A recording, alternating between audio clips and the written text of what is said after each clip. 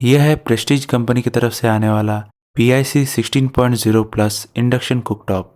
और इस वीडियो में मैं इस इंडक्शन कुकटॉप का रिव्यू दूंगा। साथ ही साथ आपको इंडक्शन के बारे में कुछ इंपॉर्टेंट बातें बताऊंगा जो कि आपको आगे चल के काम में आएगा।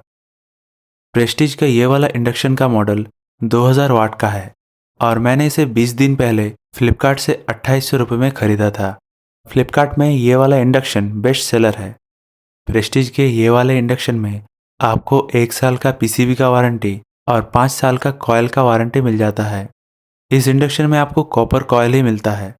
इसमें आपको टच स्क्रीन की जगह पुश बटन्स मिलते हैं जो कि जल्दी ख़राब नहीं होते और इनको यूज़ करने में भी आसानी होती है। साथ ही साथ आपको कुकिंग के लिए बहुत सारे प्रीसेट्स मिल जाते हैं, जैसे कि प्रेशर कुकर, डोसा चपाती, इडली, डीप फ्राई करना, दूध या पानी गर्म करना, खाने को गर्म करने का, यहाँ तक कि फ्राई या फिर सौते का भी प्रीसेट आपको मिल जाता है। यहाँ पे आपको ऑन ऑफ का स्विच मिलता है, प्ले पॉज का स्विच मिलता है, आप इसे टाइमर भी सेट कर सकते हैं और यहाँ पर आप मैनुअली टेम्परेचर और पावर वाटेज को कंट्रोल कर सकते हैं।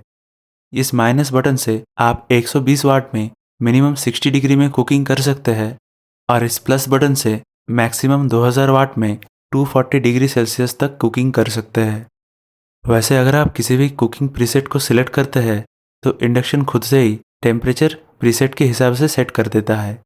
वैसे प्रीसेट सेट करने के बाद भी आप टेम्परेचर को कम या ज़्यादा कर सकते हैं। प्रेस्टीज का ये वाला इंडक्शन बहुत ही लाइट वेट है, लेकिन लाइट वेट होने के बावजूद भी इसकी बिल्ड क्वालिटी बहुत ही अच्छी है। अप टू 4K वोल्टेज तक इसकी कैपेसिटी है।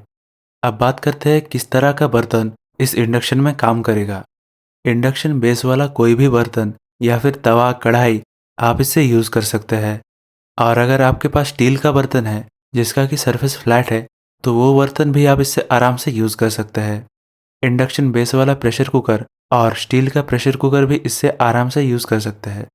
यहाँ तक कि कास्ट आयरन का तवा भी आप इससे यूज़ कर सकते हैं। लेकिन आपका अगर एल्युमिनियम का कुकवेयर है तो उसमें अगर इंडक्शन का प्लेट लगा होगा तभी वो काम करेगा। लेकिन राउंड एल्युमिनियम टाइप का बर्तन जैसे कि कोई हांडी हो गया, उससे आप इससे कुकिंग नहीं कर सकते। वैसे मैं डिस्क्रिप्शन में ऐसे कुछ बर्तनों का लिंक दे दूंगा जो कि इस इंडक्शन में आराम से काम करेगा। वहाँ से आप देख सकते हैं कि किस तरह के बर्तन इसमें काम करते हैं। इसमें आपको 16 एम्पियर का प्लग मिलता है, तो आपके किचन में 16 एम्पियर का सॉकेट होना ज़रूरी है। मेन स्विच को ऑन करने के बाद यहाँ पर इस पावर बटन को ऑन करना होता है और अगर आप कोई भी इंडक्शन बेस वाला कुकवेयर इस पर रखते हैं तो ये इंडक्शन इसको ऑटोमेटिकली डिटेक्ट कर लेता है। इंडक्शन का ये जो गोल वाला पार्ट है सिर्फ यही गर्म होता है और गर्म भी तभी होता है जब कोई बर्तन इसके साथ टच में रहता हो। और मैं बता दूं कि कुकिंग के बाद भी ये गोल वाला सरफेस और कुछ हद तक ये सिरेमिक प्लेट भी गर्म रहता है और इसलिए कुकिंग के बाद ये गोल वाला पार्ट को यहाँ तक कि प्लेट को भी आपको नहीं छूना है। कुकिंग के बाद आपको पावर बटन ऑफ रखना है, लेकिन मेन स्विच को चालू रहने देना है ताकि इंडक्शन के नीचे इसका जो फ़ैन है वो रन कर सके और इंडक्शन को ठंडा कर सके। मैं आपको बता दूं कि जब तक ये फ़ैन चलता रहेगा आपको मेन स्विच ऑफ नहीं करना है और जब ही ये फ़ैन ऑफ हो जाए तभी आपको इंडक्शन का मेन स्विच ऑफ करना है। अगर आप कुकिंग के बाद तुरंत मेन स्विच ऑफ कर देते हैं तो इसका PCB जल्दी ख़राब हो सकता है। तो ऑफ करने के बाद आपको फ़ैन को चालू रखने देना है जब तक कि वो ऑटोमेटिकली फ़ैन बंद नहीं हो जाता। तो ओवरऑल अगर मैं बात करूँ तो ये वाला इंडक्शन बहुत ही रिलायबल है, इसकी बिल्ड क्वालिटी भी बहुत ही अच्छी है और इंडियन कुकिंग के लिए ये एकदम परफेक्ट एक इंडक्शन है।